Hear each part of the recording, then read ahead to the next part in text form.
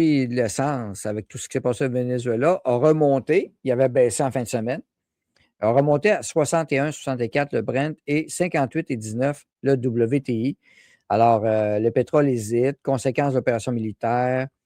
Le pétrole en ligne de mire de l'intervention US au Venezuela, quel scénario pour le baril? Bon, le Venezuela a beaucoup de pétrole. C'est tout à fait vrai.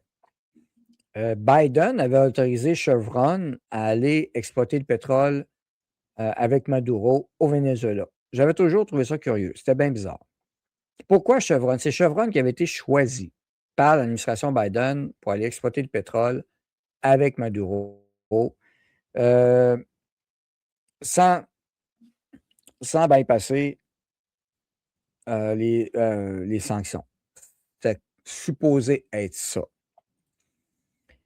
Mais on sait, le Venezuela pognait le pétrole puis l'envoyait avec des bateaux non nolisés, ce que j'ai montré avant Noël, pour ceux qui ont suivi. Donc, on s'est ramassé là-dedans. Il est allé chercher. Bon, il la grosse intervention, mais pour le pétrole, mais pas juste pour le pétrole. Pas juste pour le pétrole. Là, il y en a qui disent que c'est juste pour le pétrole. Non, non, non. Tout d'abord, le Canada a un rôle à jouer là-dedans parce que nous autres, le pétrole, on en vend aux États-Unis. Avec cette portion-là de pétrole, les États-Unis vont avoir moins besoin du pétrole canadien. OK? Ça, c'est une chose. Donc, qu'est-ce qui va rester au Canada à négocier?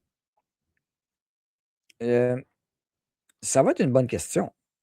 Parce que c'était quoi notre enjeu? Puis là, on parle de séparation de l'Alberta ou de référendum sur l'Alberta. Là, si les États-Unis, ils ont moins besoin de notre pétrole, mettons, ben ça change la donne sur bien des choses. Quel est notre restant de pouvoir politique réel économique? Ça, c'est la première chose. Ça, c'est le volet pétrole.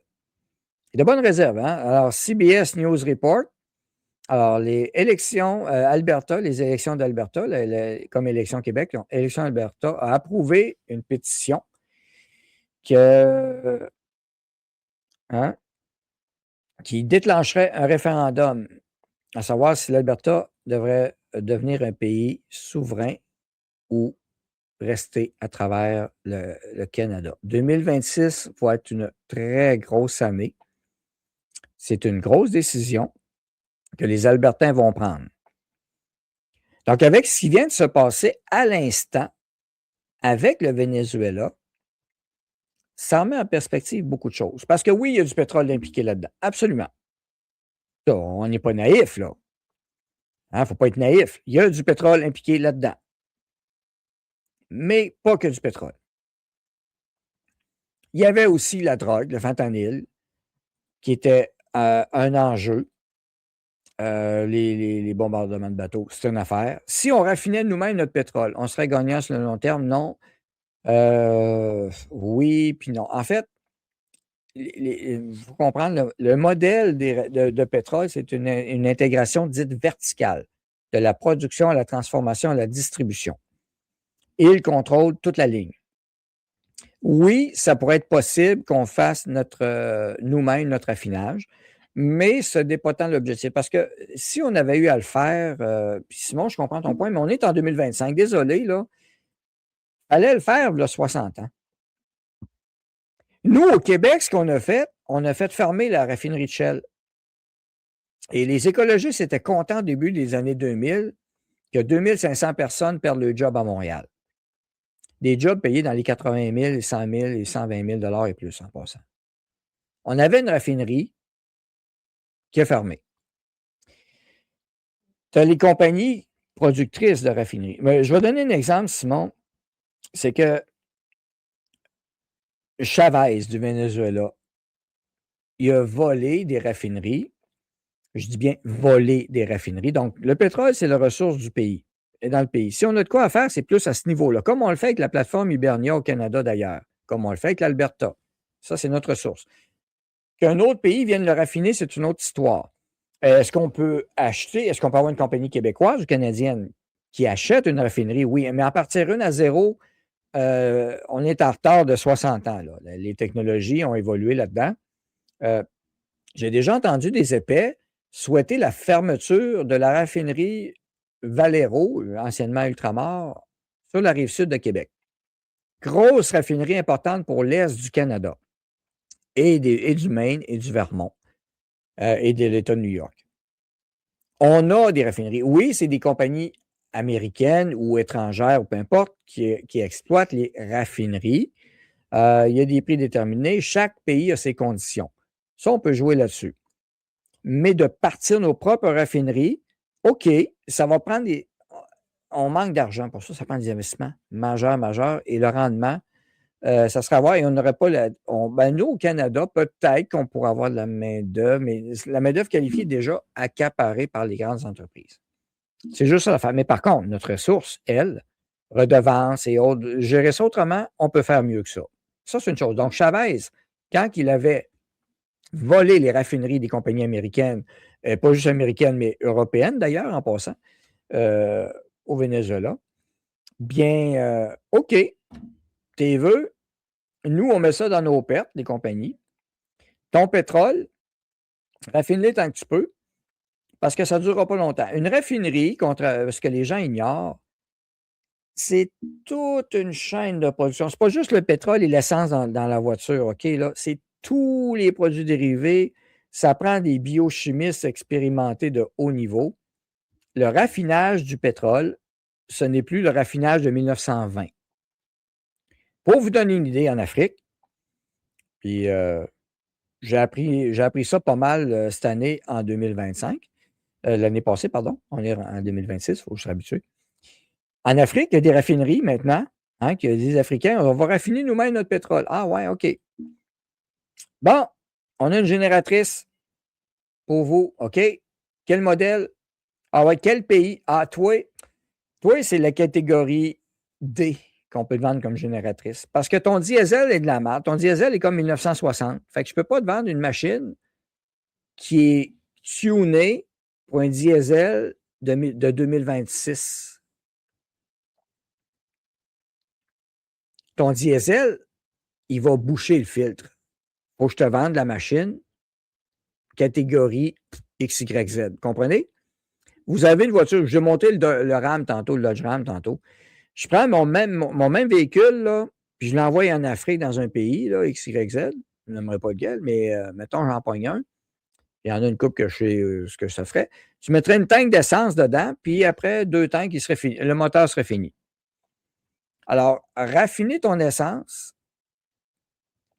c'est pas là qu'il faut aller. Là. On n'est plus là-dedans. Là. Il y a beaucoup d'étapes à effectuer avant d'être de la gasoline. Ce sont des étapes de production, sans parler des plastiques aussi, des dérivés et autres, des polymères et tout. Bon, mon cousin était ingénieur pour une compagnie pétrolière. Il était régulièrement envoyé à Dubaï. Petro-Canada dans Montréal, est-ce que ça raffine encore? Oui, Suncor. Oui. Parce que c'est maintenant Suncor avec Petro-Canada. L'essence s'est améliorée d'ailleurs. Maintenant, je mets du Petro-Canada. Avant, je n'en mettais pas, c'était de la merde. Alors, c'est vraiment un niveau différent. Il faut aller plus loin que de dire, m'a faire comme Chavez, puis m'a tout raffiné. Puis ce que ça a fait au Venezuela quand Chavez était en vie, ben les raffineries se sont effondrées. L'essence est devenue de mauvaise qualité. Finalement, ils l'exportaient vers d'autres pays qui raffinaient et autres. Nous autres, on se bat contre des pipelines. Ben oui. Puis je répète, il y en a qui souhaitent qu'on ferme nos raffineries au Québec, ce qui nous reste. Ouais. Et pensez-y bien, 2 choix, les États-Unis ou l'Union européenne. Ouais, les équipements, le reste, c'est ça, mais il faut les entretenir. Et au Venezuela, ils ne les entretenaient pas, puis ça s'auto-effondrait. Même si c'était de la qualité, il y a de la maintenance. Valero, ici, ça arrive sud à Lévis, ils ont mis, je ne sais pas, il y a un moment donné, juste une annonce une année, pour vous donner une idée, ils avaient mis 35 millions de dollars. 35 millions de dollars pour la mettre à jour, c'est certaines choses ou pas. Si ce n'est pas la compagnie qui le fait, qui vous pensez qu'il va le faire? Le gouvernement Legault, le gouvernement du Québec qui mettrait de l'argent là-dedans, ça ne coûterait plus 35 millions. Là, on tomberait dans 500 millions automatique. Bon. Alors, oubliez ça, la nationalisation des raffineries, c'est voué à l'échec. Si tu en fais une, il faut qu'elle soit aux meilleures normes internationales des grandes compagnies. Et tu vas avoir besoin des grandes compagnies, puis ton essence raffinée ensuite, ça te prend la chaîne de distribution, où c'est que tu l'envoies. Il y a de quoi avoir. Et s'il y avait eu de quoi à faire, c'était là 60 ans, mais on est en 2026. Ça, c'est une première chose. Carney, lui, il se tourne de plus en plus vers les Émirats arabes unis. Ben oui. Et là, je reviens sur l'Alberta. Alors, les Québécois vont être contents si les États-Unis achètent moins de pétrole d'Alberta. Ben oui. Comme ça, on va avoir moins de péréquation. Ça va être une victoire pour le Québec. On va recevoir moins d'argent encore. Parce que les Albertains vont vendre moins de pétrole aux États-Unis qu'ils en ont plus avec le Venezuela. Ah. Ouais, c'est bon, ça. Un peu, il faut que je réfléchisse. Alberta, moins de pétrole vendu, moins d'argent, moins de péréquation. Ouais. Ça doit être bon. Alors, mais si ça joue à deux, ce jeu-là, là. Et c'est qu'il y en a qui ne comprennent pas, là, encore, là. Bon. Ça, c'est une chose. Ici, oui, on met de la merde d'éthanol dans l'essence qui diminue la performance des engins. Aux États-Unis, c'est normé et c'est bien affiché partout. Il y en a aussi de l'éthanol aux États-Unis, mais t'en as qui n'ont vraiment 0,0. Et si l'Alberta se sépare, on va vendre notre pétrole. Ah non, c'est vrai, on n'en a pas, nous autres. Attends un peu, qu'est-ce qu'on. Ah, on va en acheter plus des États-Unis ou de l'Arabie ou de Dubaï ou du Qatar ou de la Russie. La Chine. La Chine produit du pétrole. Ah oui. Alors, c'est très intéressant à voir tout ce qui se passe. Et quelqu'un. Ouais, c'est ça. Mais nous autres, on va lutter contre les changements climatiques de toute façon, anyway. Bon. Hier, j'ai eu une discussion avec quelqu'un, puis ils sont vraiment là-dedans, là. Ouais, changement climatique. OK. Je reviens là-dessus. Je vais essayer de trouver. J'ai partagé beaucoup, beaucoup, beaucoup, beaucoup de choses en fin de semaine. Alors, sur l'Alberta.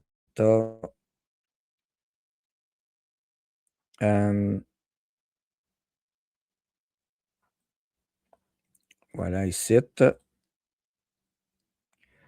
OK. Je vais y arriver.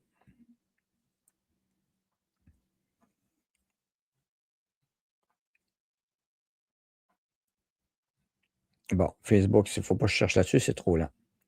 Désolé, j'avais une image à vous montrer pour la partie pétrole. Pour la partie pétrole, parce que oui, c'est un enjeu stratégique majeur. Ça, c'est une chose. C'est clair.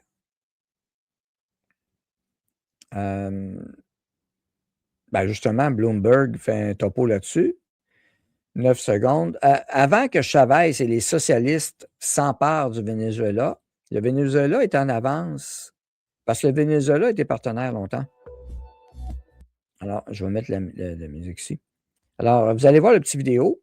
Ça va être intéressant. C'est suffisant pour ce que je veux vous montrer. Alors, vous avez les années 1920, 30, 40, 50. Les exportations du Venezuela, et ça allait bien, à un moment donné, oups, Chavez s'en est mêlé. Et regardez les exportations, puis il y a eu un blocus et autres. Badang. Alors, a déjà été mieux que ça, plus en position de force. Ils se sont arrangés pour perdre. Ils se sont arrangés pour perdre ce marché-là. Et des mauvaises négociations, c'est ce que ça fait aussi. Ça a un impact. La diplomatie doit toujours primer. Puis, je répète, Chavez avait expulsé des dirigeants et des employés des compagnies pétrolières, raffineries. C'est sûr que les États-Unis n'allaient pas accepter ça. Maintenant, voici le graphique, d'où l'importance. Donc, le Canada, actuellement, devient pas mal moins intéressant. Réserves en pays, les réserves, parce que mal raffiné, ils ont beaucoup de réserves. Biden avait scrappé les réserves des États-Unis, d'ailleurs. Venezuela numéro 1, Arabie Saoudite. Canada. Donc, regardez, autrement dit, ce que les États-Unis viennent de chercher. Le double, pratiquement le double de ce que le Canada produit. Bon, si on regarde le marché mondial maintenant, ce qui veut dire que nous, Canada, il va falloir qu'on trouve un débouché. Les États-Unis, ils ont moins. L'Arabie Saoudite, c'est pas elle qui consomme son pétrole en passant. Ils ont besoin de déboucher, eux autres aussi. Comprenez-vous l'enjeu géostratégique mondial majeur qui se déroule maintenant sous vos yeux? Et tout ça parce que les États-Unis, eux, en plus, ne touchent pas à leurs réserves. Ils ont de la réserve de pétrole, mais ils ne touchent pas pour l'instant.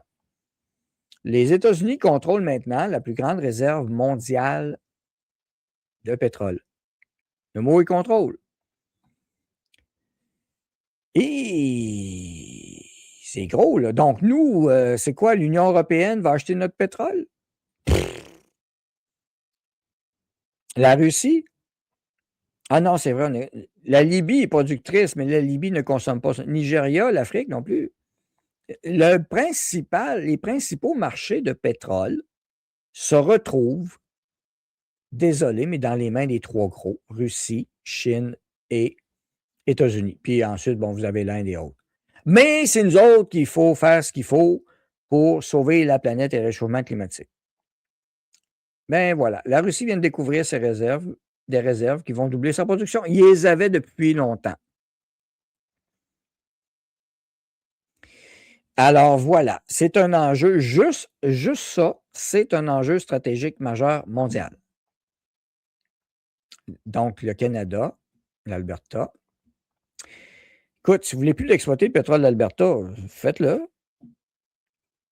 On va s'arranger autrement. Si l'Alberta devient indépendant, il n'y aura plus envoyé d'argent ici? Non. Et même si l'Alberta devient un État américain, c'est non.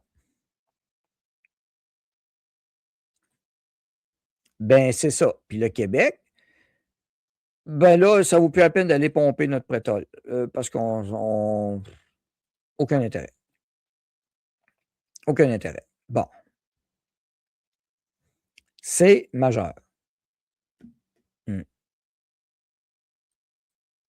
Et il y en a qui capotent, ils pensent que l'Union va faire de quoi? L'ONU va faire de quoi? Gang de clowns, rien contre encore. Le message que Trump a lancé en fin de semaine a été bien entendu. Make Venezuela great again. Et savez-vous quoi? Ça risque de pogner. Beaucoup plus que vous pensez. Alors, je vais vous montrer ce que ça donne comme impact. J'ai tellement de choses à vous montrer. Là. Le temps file vite. Il est midi 24, ça, je fais ça ici. Bon, les coûts du bye-bye en baisse sont sans crise, c'est fini.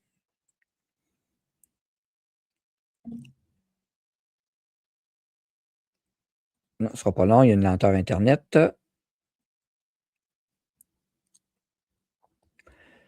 Ça, c'est l'autre niaiserie. Ce ne sera pas long. Toutes mes pages sont toutes en refresh actuellement. Désolé. Pas capable de les garder. Ça, c'est les browsers qui font ça. Dans un paramètre qui a changé, ils font des mises à jour, ils ne nous disent pas, puis ils changent le paramètre qu'on avait avant qui marchait bien. Bon, évidemment. Ouais, les ouf. Pédaler.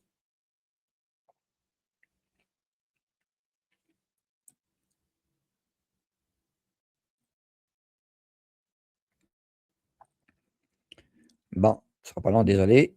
OK. Ça ici, c'est important.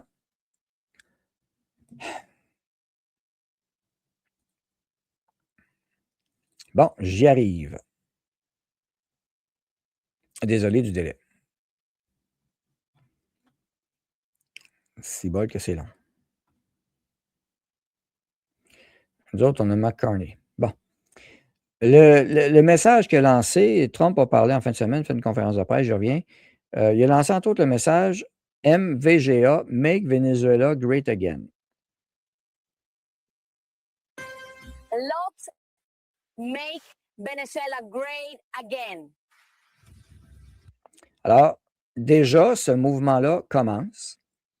Beaucoup de gens hors Venezuela et au Venezuela sont très contents de ce qui s'est passé. Trump a compris quelque chose. Il dit, Gabin, là, vous allez faire de l'argent. Ça va être le fun. C'est pas tombé dans l'oreille d'un sourd. C'est sûr que les gauchistes, ils n'aiment pas ça, eux autres. Puis ils vont faire de l'argent, puis il a parlé dans son speech de d'autres choses. On écoute. We could have lost a lot of people last night. We could have lost a lot of dignity. We could have lost a lot of people last night. We could have lost a lot of dignity. We could have lost a lot of equipment. The equipment is less important, but we could have lost a lot. And we're going to make sure that this is proper. We're there now. We're ready to go again if we have to. We're going to run the country right. China, Russia, and Iran have interests in Venezuela. How does this operation affect your relationships with them when it comes to the oil and the drugs? And Russia, Russia when we get things straightened out. But in terms of other countries that want oil, we're in the oil business. We're going to sell it to them. We're not going to say we're not going to give it to them. In other words, we'll be selling oil probably in much larger doses because they couldn't produce very much because their infrastructure was so bad. So we'll be selling large amounts of oil to other countries. We could have lost a lot of people.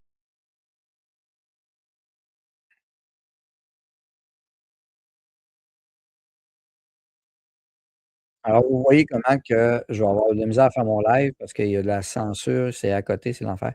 Mais ils vont faire de l'argent. Alors, il va y avoir le marché de l'argent, du pétrole en masse, en masse. Ils vont faire beaucoup d'argent. C'est eux autres qui gèrent ça. Il va y avoir une redistribution. Là, tous les détails ne sont pas tous faits encore. Qui va gérer quoi que ce soit, blablabla. Bon, OK. Les déportés vénézuéliens sont magas maintenant. Donc, un commentaire intéressant. Le mot voler n'est pas approprié. C'est juste la note que je mettrai là-dessus. Voilà, ici. Bon, Dan. Ils vont aussi voler l'or, quatrième richesse mondiale en or. Ils vont voler les terres rares. Elon Musk a dîné avec Trump et sa femme en fin de semaine. Bon, OK. Je n'utiliserai pas le mot voler. Ils sont juste plus wise que nous autres. Et en passant, si ça vous préoccupe de se faire voler de l'or, sachez que les compagnies chinoises ici, on les a donné nos mines. OK? Ça ne devrait pas déranger les Québécois, ils sont habitués. Ça ne dérange pas personne. Là, on dirait que parce que c'est les Américains qui prennent le pas, là, tout d'un coup, ça dérange. Ça ne dérange pas que des étrangers ou autres, des Chinois ou n'importe qui d'autre piquent l'or directement. Ça ne dérange pas. Mais les Américains, faut-il le rappeler, c'est beaucoup de compagnies américaines et canadiennes aussi qui extraient l'or au Canada et au Québec. Donc, je ne dirais pas le mot voler. Non, non, non. Pas voler. Et pas voler du tout. C'est pas parce que nous autres, on ne fait rien avec ça que si d'autres font de quoi, qui sont voleurs. Nous autres, on ne s'en occupe pas. Mais il y en a d'autres qui s'en occupent. That's it. C'est ça, c'est juste ça que je veux que vous compreniez. Ça ne dérange pas les gens au Québec, Canada, que les compagnies chinoises vident notre or depuis des années et des années. Quand Rambo Gauthier l'avait dit, on s'était moqué de lui. Ben, c'est ça, continuez de rire de lui à cette heure. Rambo avait essayé d'avertir le monde d'un millier. Je n'étais pas d'accord du tout avec Rambo Gauthier et ses méthodes, pas du tout. Ça n'a rien à voir. L'or, l'argent, c'est un enjeu stratégique majeur autant que le pétrole. Là, on a parlé de pétrole. Là, on va parler des autres enjeux que je vais vous montrer. Ce ne sera pas long. Ce ne sera pas long. Comme je dis, il y a tellement de choses. Internet est très, très lourd actuellement. Bon, je vais revenir là-dessus. Qu'est-ce que je déteste quand ça lag de même? Vous n'avez pas idée comment. Et je ne peux rien faire.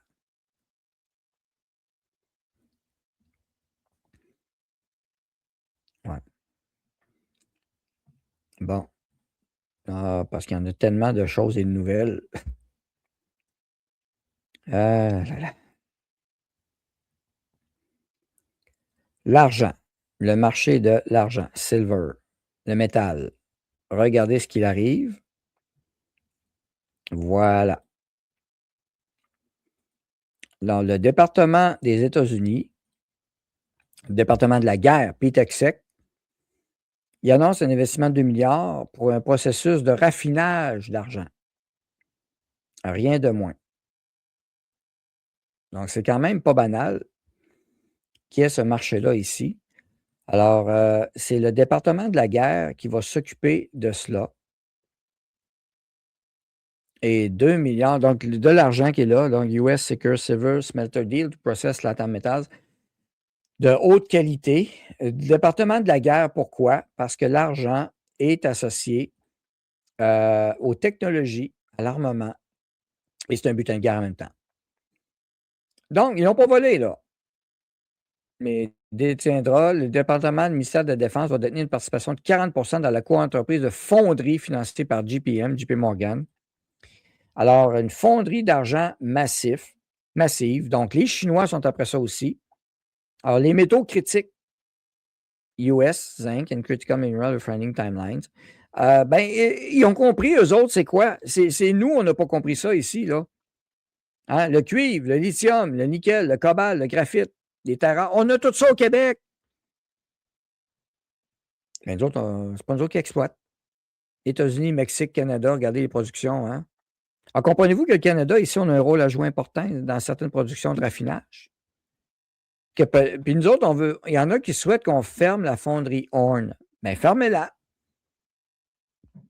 Quand toutes les fonderies vont ouvrir ailleurs, faites-vous-en pas, ils vont toutes fermer au Québec.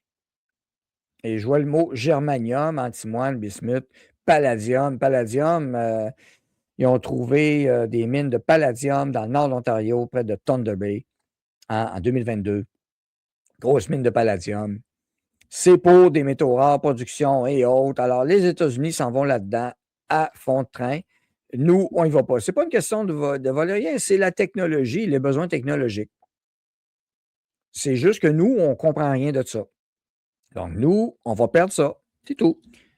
Parce qu'on n'a pas voulu agir là-dessus. Donc, ce n'est pas une question de vol. Les Chinois, si vous parlez de vol, regardez comment les Chinois agissent avec nos mines ici. Oui, je vais avoir besoin de Starlink. Au Québec, la mine de diamant fait faillite de. Ben oui, au Québec, on est la seule place à la planète Terre, ça boule, qu'on a eu une mine de diamant en faillite, il faut le faire. Si bol. On a fait fermer une mine de diamant en faillite. Diamant. Puis ils ont besoin industriel en passant des diamants. Pour le monde industriel, on a besoin des diamants aussi. Ah oui, l'Union nationale, ben oui, je le sais. Là, Jonathan Blanchet veut faire fermer ça. C'est complètement con. Désolé, là. Bon. Ouais.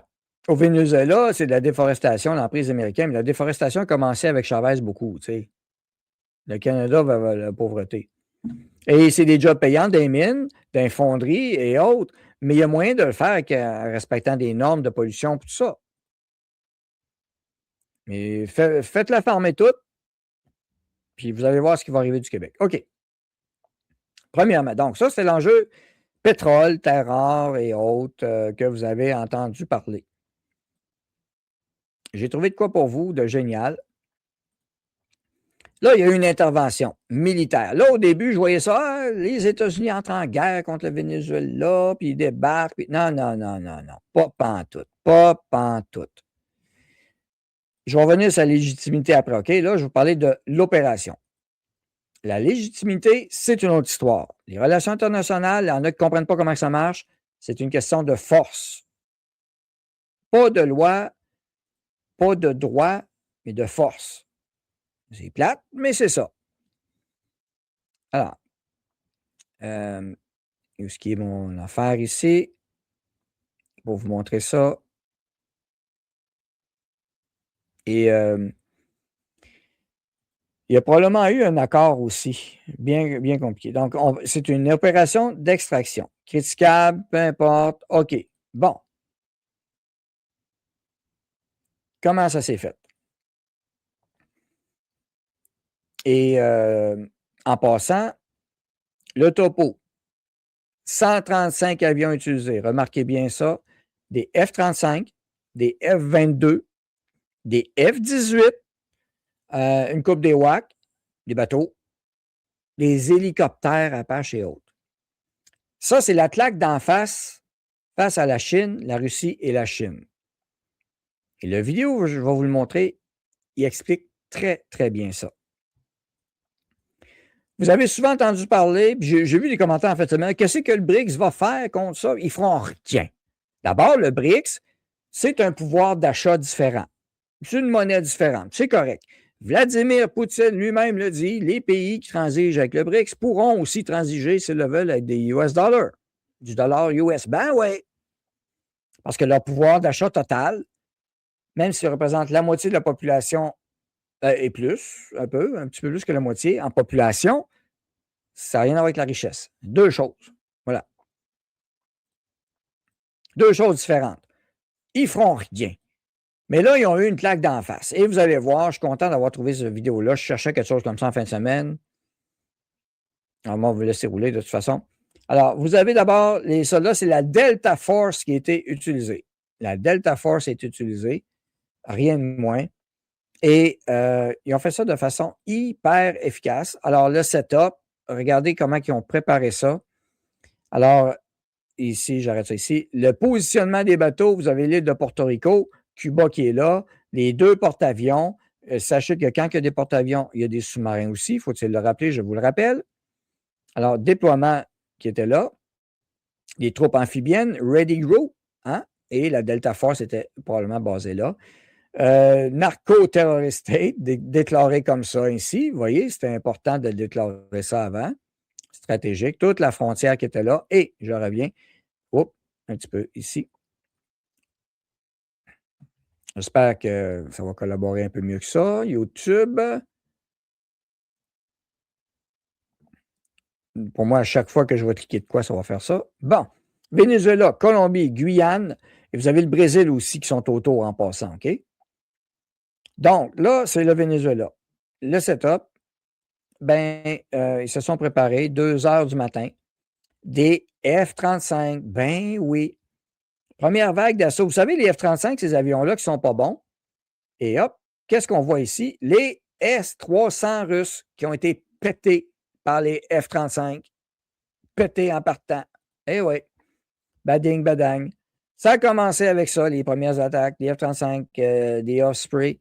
Et aussi, et c'est là, je ne sais pas si je vais le voir ici, le B-1B, bombardement stratégique sur certains bâtiments spéciaux qui ont fait une panique et c'était ciblé. Et là, vous avez d'autres petits bombardements qu'il y a eu à des endroits stratégiques. Et je ne dis pas qu'il n'y a pas eu de victimes, mais pendant ce temps-là, la Delta Force arrivait et vous aviez les positions avec des hélicoptères pendant l'extraction qui assuraient le positionnement. Mais le bout le plus important, c'est le suivant, vous allez le voir. Alors, Maduro et sa femme, comment les trouver? Où elles étaient? Oh, qu'est-ce qu'on a ici? 5 bonhommes. C'est des espions autour de Maduro. Des gens infiltrés au gouvernement. Donc, quand il y en a qui disent que Trump ne sait pas ce qu'il fait, ils ne savent pas ce qu'ils font, ils abrutis, ben non. Il avait infiltré le gouvernement Maduro. Ils ont fait ce que les Chinois ont fait. C'est simple. Ou les Russes ont fait, ou d'autres pays font, l'Angleterre, peu importe. C'est de l'espionnage. L'espionnage a joué un rôle important, une fois de plus. Et dans l'histoire de l'humanité, c'est arrivé très souvent. Vous pouvez remonter à l'Empire chinois avant Jésus-Christ, si vous voulez. Ça a commencé là. L'Empire chinois s'est bâti par espionnage, en partant avec les 4 royaumes combattants. Puis il y a eu un vainqueur, c'est celui qui espionne le mieux les autres. Bon. Donc, l'espionnage pour savoir où ce qui était. Et ça, c'était la beauté. Pour savoir où aller, ils ont reconstruit le bâtiment dans lequel Maduro était. Et ils se sont pratiqués dedans avant d'y aller. Donc, ils savaient très bien ce qu'ils faisaient. Quand ils ont débarqué, c'était très rapide, très facile. C'était tellement efficace que Maduro, il n'a même pas eu le temps de se cacher dans sa chambre secrète. Carrément. Donc, l'extraction s'est bien passée et vous avez, bon, les F-22 qui ont passé, les F-35 qui ont arrosé et des F-18, des F-16, pas trop à utiliser les F-16 parce que les F-16 auraient pu être détectés.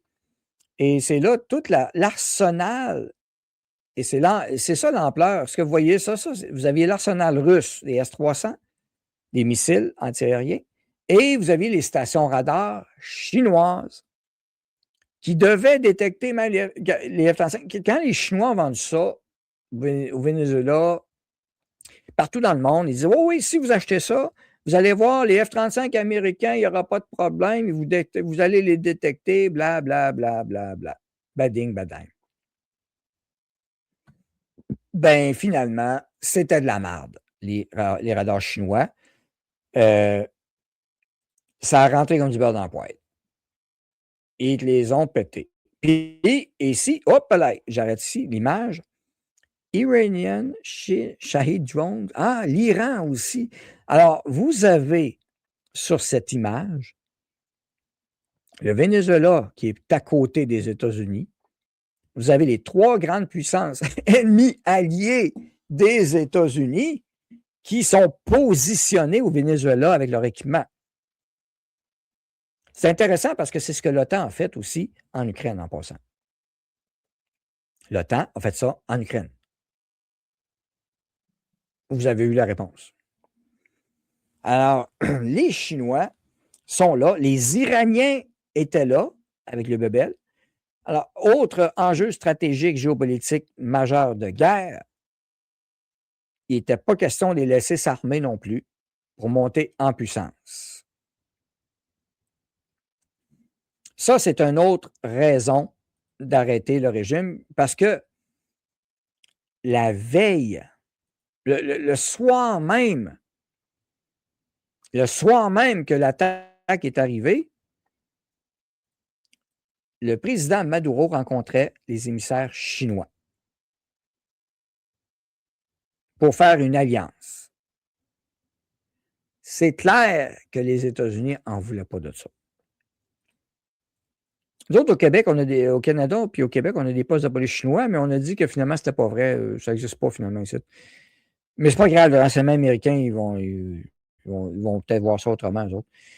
Donc, ce que vous voyez, l'avion pété F-16, c'est si c'était un F-16, l'autre génération, il aurait été pété avec les S-300, mais c'est pas ça qui est arrivé. Donc, vous avez toute l'opération. Ah oui, ça, c'est drôle. Venezuela, eux autres, ça, c'est une autre affaire. Les Russes ont passé le vieil scrap au Venezuela. Et quand tu ne connais pas les avions, tu te fais croire toutes sortes d'histoires. Alors, ils ont acheté des appareils russes. Eh oui, 21. Eux autres, c'était des Su-30. Un bon avion russe, des Su-30. C'est pas mauvais, des Su-30. Hein? Puis là, ça bavait les États-Unis. Les Russes ont dit, avec ça, tu es en business. Oui, tu peux être en business face à des F-16, mais pas des F-35 et pas les autres. Exemple. Et il y avait des F-16 aussi, ce que vous voyez là. Le Venezuela avait aussi des F-16 américains de première génération, du début des années 80.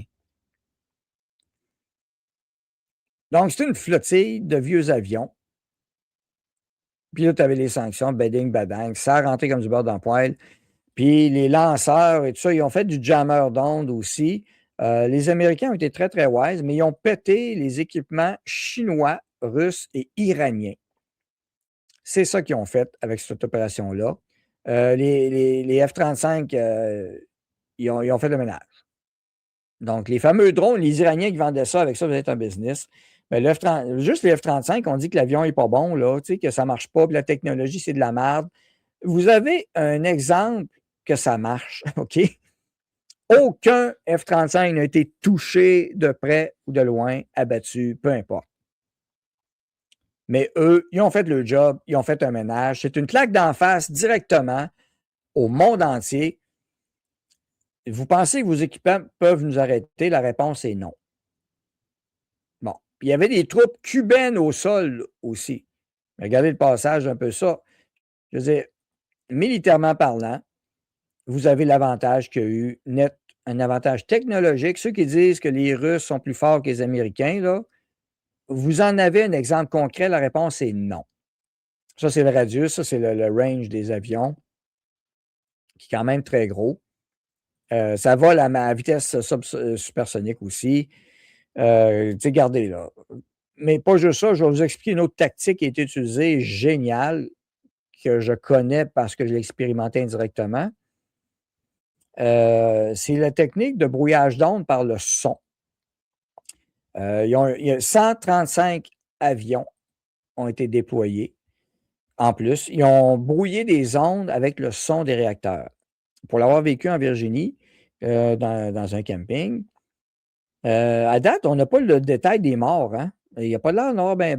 Ils ont fait exploser 2 aéroports, puis qu'il y avait des avions militaires dessus. Ils ont eu des cibles. Je ne dis pas qu'il n'y a pas eu de mort. Il y en a sûrement eu là, des morts. Là. OK? Ça ne se peut pas qu'il n'y ait pas eu de mort. Mais les cibles étaient tactiques d'abord et avant tout. Alors, voilà, on a des organisations médicales locales ont parlé de 70 morts, 90 blessés. Ça a sauté. Très peu. Parce que c'était pas un bombardement, ni une invasion, ni on met les gens au sol, ni on envahit. C'était pas le but. Il y avait des Cubains qui étaient là sur place. 20 Cubains de mort, effectivement. Il y avait des gens de Cuba sur place. Qu'est-ce qu'ils faisaient là, eux autres? On voit l'enjeu. Donc, c'est sûr que Cuba, le Taïwan aussi, il y a le jeu qui va venir, vous allez entendre parler, le Groenland. La télé a dit pas de mort, faux.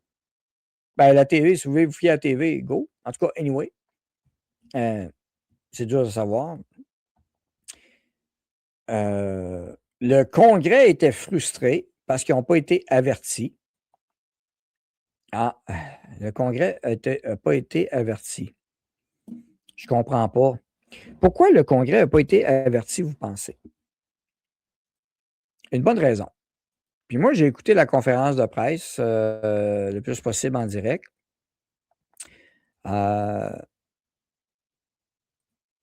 Puis Trump a dit quelque chose en conférence de presse, puis les journalistes sont restés bêtes un peu là-dessus. Je reviens ici.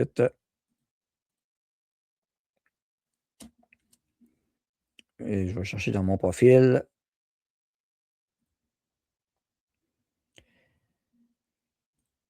Ben, il y avait quand même de l'espionnage qui se faisait, mais à 1 minute 29, Trump en pleine conférence, puis c'est sa conférence-là, là, une mission secrète, on garde ça secrète.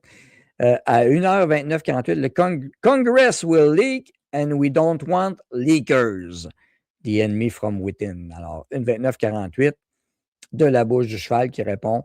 Les journalistes ne s'attendaient pas à ça. C'est tout celle-là ici. Donc, ils m'ont changé le timing à 1h29. Non, j'ai mon timing encore. J'ai pris à peine de le mettre que le monde l'entende. Comme ça, ils pourront dire je ne raconte pas des niaiseries. Alors, avec Michael Rubio en plus, qui va s'en occuper. Donc, je veux dire, c'est un succès, même juge militaire. Congress has a tendency to leak. This would not be good. If Voilà. they leaked, General, I think it would have been maybe a very different. Voilà, on écoute. Question de journaliste, hein? So he does have to watch his ass. Mr. President, did you notify any members of Congress in advance? Marco, do you want to talk about that? Because you were involved. Sure. We call members of Congress immediately after. This was not the kind of mission that you can do congressional notification on. It was a trigger-based mission in which conditions had to be met night after night. We watched and monitored that for a number of days. So it's just simply not the kind of mission you can call people and say, hey, we may do this at some point in the next 15 days. But it's largely a law enforcement function. Remember, at the end of the day, at its core, this was an arrest of 2 indicted fugitives of American justice, and the Department of War supported the Department of Justice in that job. Now, there are broader policy implications here, but it's just not the kind of mission that you can pre-notify because it endangers the mission. Plus, if I could add one thing to that, Congress has a tendency to leak. This would not be good. If they leaked, General, I think it would have been maybe a very different result. But I have to say, they knew we were coming at some point, A lot of ships out there, they sort of knew we were coming. We went through. But Congress will leak, and we don't want leakers. Eh oui, Congress will leak and we don't want leakers. Alors, on a tenu ça secret. On ne les a pas dit parce qu'on voulait que ça reste un succès. C'est comme quand ISIS a été bombardé dans le premier mandat de Trump. Hillary Clinton était fru, puis les autres, puis Hillary s'était plaint qu'elle n'avait pas été convoquée avant le bombardement d'ISIS. Fait que elle était frustrée, mais c'est pour ça que ça a réussi l'opération aussi. Parce que si Hillary avait été au courant, évidemment, ça aurait été un échec.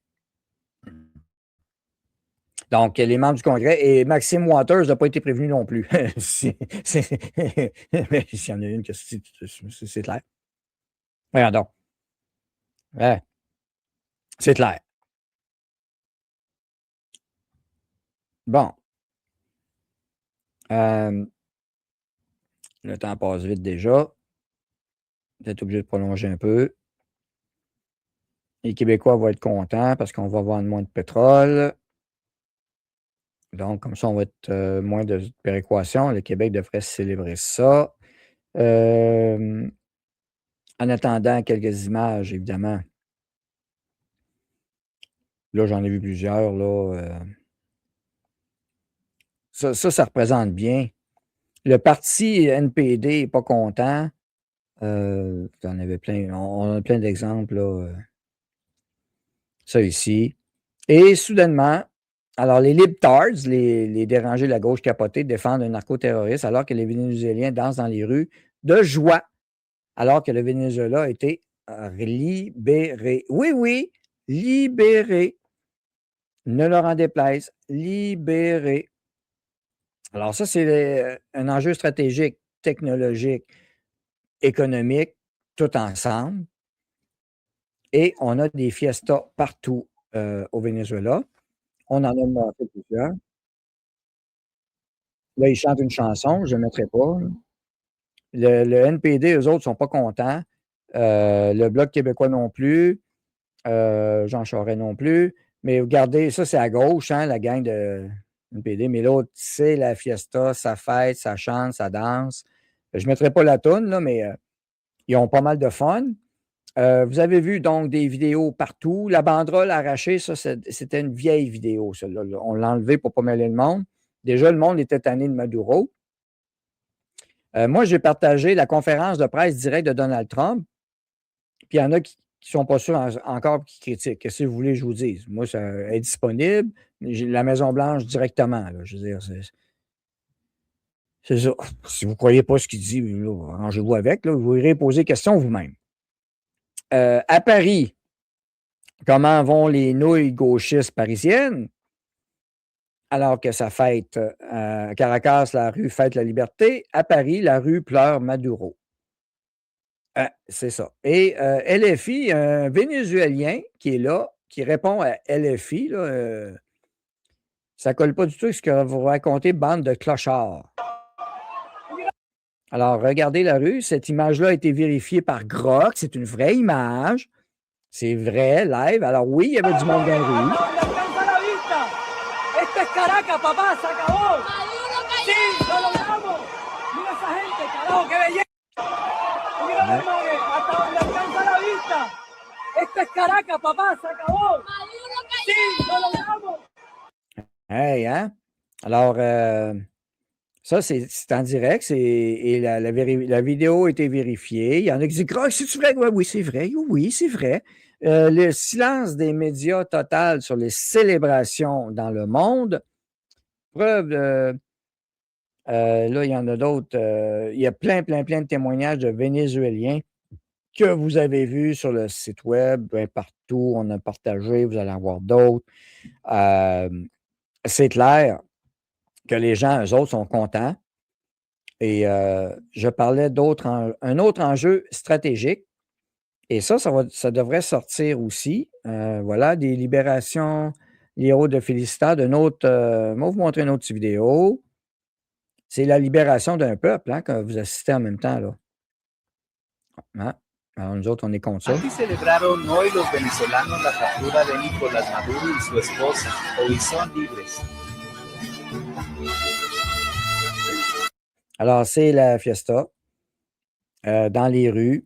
Il y en a qui disent « Ah, ils ne peuvent pas s'organiser tant que ça. » Non, non, le monde sont sortis spontanément. Ils étaient contents. Il y avait des drapeaux américains même dans certaines de ces manifestations-là. Alors, le Venezuela va devenir un allié des États-Unis dans la place. Le Brésil, qui fait affaire avec la Chine et la Russie, va devoir marcher sur des œufs. La Colombie, le président colombien qui a dit « Nous autres, on est prêts à toute attaque. » Il n'y a pas personne qui parle d'attaquer la Colombie. T'as-tu de quoi à cacher? C'est quoi, là? C'est la drogue? C'est tout ça qui te dérange? C'est quoi, la Colombie, là? Le café est trop cher? T'as-tu peur qu'on t'envahisse parce que le café est cher? Je ne sais pas. Donc, ça passe à côté de la traque, aller-retour dans nos médias. On a même Radio-Canada, Je suis Maduro. Regarde, je veux dire, c'est n'importe quoi. Faut être du bon bord aussi, à un moment donné, il faut comprendre vers où est-ce que ça s'en va un petit peu. Et un autre petit état de choses, les machines. Là, je pense que je l'ai perdu, celui-là. Ça ici. Ça sera pas long. Les machines de vote électoral. Ils ont arrêté, ils ont saisi des données de ces machines-là aussi. Et il risque d'avoir des témoignages à ce sujet. Très intéressant d'ailleurs. Donc, je vais le retrouver. La Suisse, ce matin, a gelé les comptes. Je l'ai ici. A gelé les comptes de Maduro en Suisse. Ah, cette gauche caviar si bonne et gentille. Alors, la Suisse a gelé les comptes bancaires ce matin de Maduro. Ah, cette gauche caviar très bonne pour le peuple. Je ne sais pas comment il y a d'argent dedans, on va peut-être le savoir. J'ai hâte de voir. Alors, les machines de vote électronique. En quoi? Ben oui, c'est Venezuela qui était spécialisé pour truquer des élections en Occident. Ah. Et voilà, le département de la justice, le 3 janvier, a décelé un nouvel indictment contre Maduro, alors une nouvelle accusation, aussi bien pour lui que sa femme et son fils. Pauvre petit gars! Pour des machines de vote électroniques, entre autres. Aussi, alors des cocaïnes et autres. Et le fentanyl, les Smartmatic Voting Machines ont été créées. Oui, les machines de Smartmatic ont été créées et trouvées dans 2000, en l'an 2000 en Floride, par des ingénieurs, la compagnie fondée en 2000 par les ingénieurs vénézuéliens. Et voilà. Et plein de nations s'en sont servies actuellement. Donc, ça va être un sujet qui va revenir aussi à un autre enjeu stratégique. Parce qu'ils offraient le service de vote, on pourrait dire, clé en main. On est à l'ère moderne quand même. Bon. Le rachat des machines de millions a peut-être permis de découvrir des détails sur la fraude. On va voir. Cuba, c'est les prochains, et la Colombie, Taïwan, Cuba, on va peut-être avoir un spécial, on va voir jusqu'où ça va aller. Cuba qui en arrache déjà. Si je ne mon compte Air Glacial, je suis plus pauvre que Job. Ouais. Donc, les machines de vote, vous avez donc 3 enjeux stratégiques, le pétrole, le positionnement géostratégique de guerre, de communication, de route commerciale aussi, qui vient avec, hein, c'est ça, et les machines de vote. Alors, c'est quand même pas pire comme frappe, sans mettre les pieds au sol avec une armée ou quoi que ce soit. Imaginez si Maduro se met à parler de tout ça live. Parce que le général Flynn a demandé la question, est-ce que vous voulez que le procès soit télédiffusé live? 95% des gens disent oui, 5% disent non. Ben voyons, qui c'est qui est contre ça? Voyons, on veut voir un procès juste et équitable devant la planète Terre complète. Il y en a qui ne veulent pas. Sans pétrole, Cuba va tomber de l'intérieur assez rapidement, sans intervention américaine nécessairement, pas besoin. Ils sont déjà en décrépitude. Bon, les Québécois vont dire maudits Américains de marde, là. Je perds ma station, ma station balnéaire, là, puis ma plage, là. Alors, des grosses célébrations et plusieurs posent la question, mais pourquoi les médias ne font pas le job? Ben, c'est pour ça que les médias indépendants existent. C'est pour ça qu'on est là. Rebel News, Alexa était à Miami pour montrer ça aussi live. Bravo.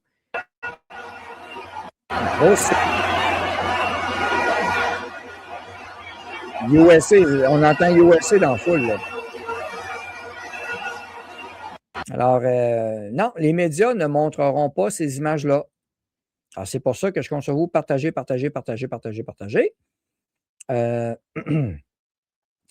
Le temps passe vite, ça fait déjà près de 2 heures. Je vais défoncer un petit peu parce qu'il s'est passé tellement de choses. Groenland le prochain.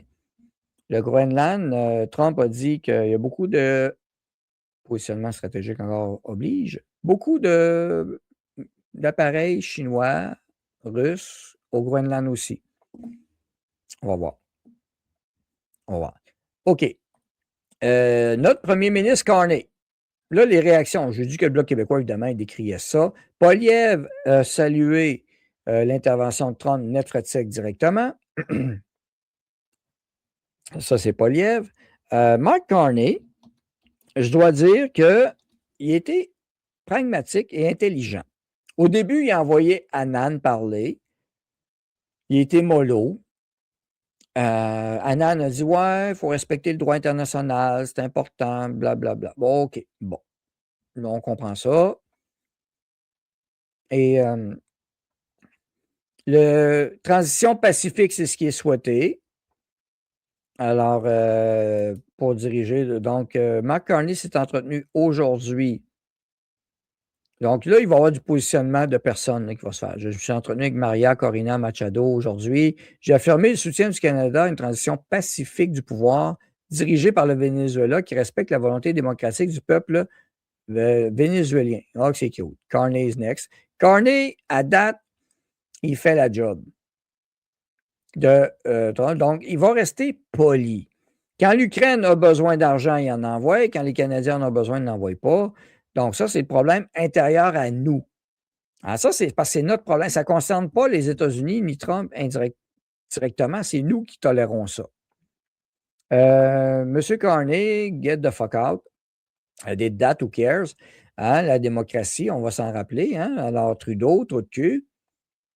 Alors, anyway, il a fait une position posée, je dirais. Alors, on rappelle pour les nouilles qui l'ignorent, parce qu'il y en a qui ont essayé de critiquer Poilievre ou autre, ou Maxime, peu importe. Le Canada, l'une des premières mesures prises par le nouveau gouvernement canadien en mars 2025 a été d'imposer des sanctions supplémentaires au régime brutalement oppressif et criminel de Nicolas Maduro.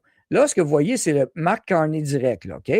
Condamnant sans équivoque ces graves atteintes à la paix et à la sécurité internationale, ces violations flagrantes et systématiques des droits de la personne et sa corruption. Le Canada ne reconnaît pas le régime illégitime de Maduro depuis la fraude électorale de 2018. Oh, c'est intéressant, ça. Donc, ça, c'est Mark Carney. Le gouvernement canadien accueille favorablement l'opportunité qui s'offre au peuple vénézuélien d'accéder à la liberté, à la démocratie, à la paix et à la prospérité. Le Canada soutient depuis longtemps un processus de transition pacifique, négocié et mené par le Venezuela, respectueux de la volonté démocratique du peuple vénézuélien, fidèle à son engagement de longue date envers l'État de droit.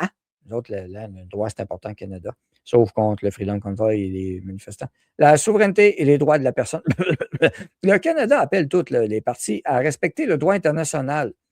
Nous soutenons le droit souverain du peuple vénézuélien de décider de bâtir son propre avenir dans une société pacifique et démocratique. C'est cute. Le Canada accorde une grande importance à la résolution des crises par le biais d'un engagement multilatéral et reste en contact étroit avec ses partenaires internationaux au sujet des développements en cours. Mais c'est pour ça que le Canada envoie de l'argent et des armes en Ukraine. En tout cas, nous sommes avant tout prêts à aider les Canadiens par l'intermédiaire de nos agents consulaires et de notre ambassade à Bogota, Colombie. Nous continuons à soutenir les réfugiés vénézuéliens. Bon, blablabla. OK. On va juste retweeter sans commentaire, juste pour aller vite. Bon. Autrement dit, en termes polis, diplomatiques, ce que vous voyez là, ben, c'est un appui à Donald Trump. Il ne veut pas se le mettre à dos. Il essaie de se la jouer. Ouais, il faut respecter le droit international. C'est important, ça. On y tient. On veut que ça demeure. Mais ça, ce que vous voyez, c'est une réponse diplomatique. Très bien faite. Très bien faite, je l'accorde. En fait, c'est ça qu'il fallait dire. C'est ça qu'il fallait dire. Alors, c'est d'être posé, pragmatique. Tu ne veux pas te mettre. Tu as des négociations à faire avec Donald Trump, tu n'as pas fini encore. Puis tu en as besoin. Donc, il y a une position de premier ministre d'équilibre, et non pas émotive, mais pragmatique.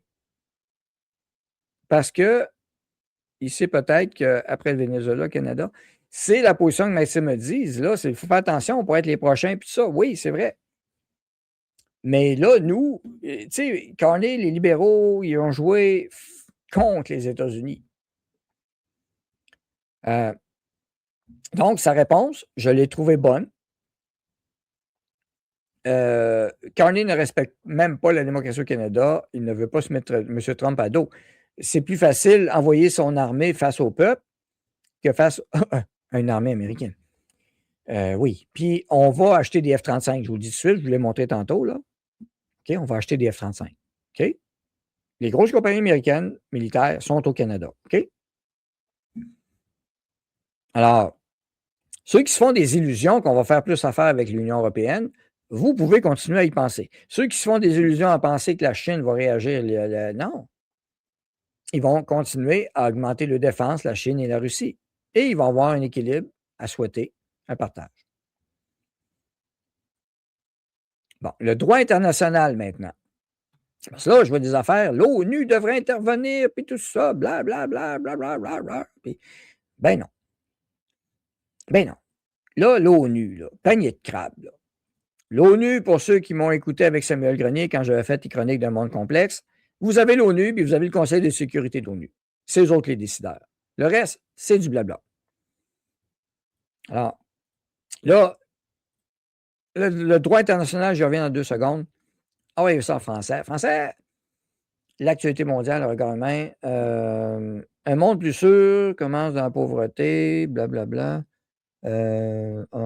Bon, le site web est mal chié. Le pouvoir de la loi doit prévaloir, selon Guterres. Oui, la règle de droit devrait être en numéro 1. On n'est pas là encore. Le Conseil de sécurité de l'ONU, ils ont des droits de veto. Ça n'a rien à voir avec des discussions en bonne et due forme. On n'est pas rendu là. Bon. L'ONU corrompue essaie de faire la loi puis essaie de faire de se montrer propre. Oubliez ça. L'ONU, c'est plus ce que c'était, malheureusement. Comment ça n'a peut-être jamais vraiment été finalement quand on apprend ça. ONU, organisation non utile. Alors, l'ONU pris d'un scandale et Trump a dit m'a coupé les fonds, vous allez voir.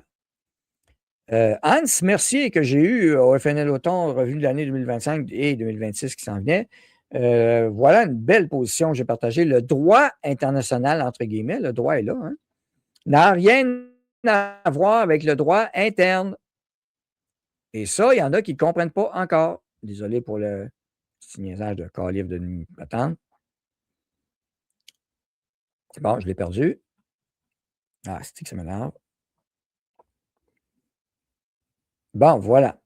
Ça ici. Dans le domaine international, la légitimité l'emporte presque toujours sur la légalité. Je répète, en droit international, dans le domaine international, la légitimité l'emporte presque toujours sur la légalité, comme Russie, Ukraine, comme peut-être Chine, Taïwan qui va venir et autres. Pratiquement tous les gouvernements, incluant le Canada, considéraient illégitime le gouvernement Maduro. C'est pourquoi le débat sur la légalité va éventuellement mourir au feuilleton. Ben oui. Les intérêts stratégiques vont toujours être la pierre d'assise des actions des nations. Ouais. Et même au niveau local, on s'entend que ça n'a pas été respecté. Bon. Alors, Hans, c'est bien dit. En Iran, en passant, ça brasse aussi. Puis il y a une révolution contre les mollahs, économique aussi, tout un mélange. Bref. Voilà, le droit international est mal adapté à la nouvelle réalité de guerre irrégulière pratiquée par la Chine. Ce n'est pas la première fois où il sera mis à mal. Ceci dit, c'est loin d'être la première fois. Beaucoup dénoncent, évidemment, l'emprise américaine, mais oublient l'emprise chinoise et russe. Un président illégitime narcotrafiquant ne doit pas être protégé par les lois internationales, plutôt au contraire. Là, ils ont dit « Ah, Trump a été condamné, pédophile, blablabla. » Ben oui, c'est de l'interne. C'est deux choses, c'est ça. Le Canada, les mains liées sur les packs. Trump a même dit qu'il était prêt à aider l'Iran. Oui, parce que là, l'Iran, le message a été entendu aussi. Ceux